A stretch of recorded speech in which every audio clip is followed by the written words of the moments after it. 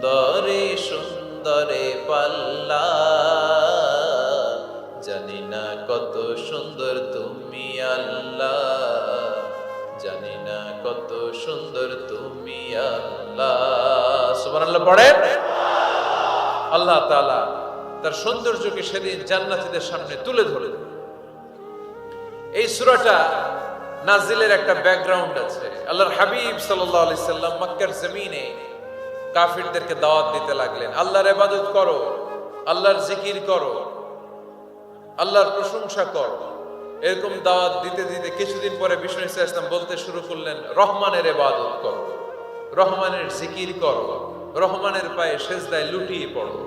তখন কাফেররা প্রশ্ন শুরু করে দিল, মুহাম্মদ এতদিন বলতা আল্লাহ, এখন কইতেছো রহমানের কথা, আসলে কোনটা?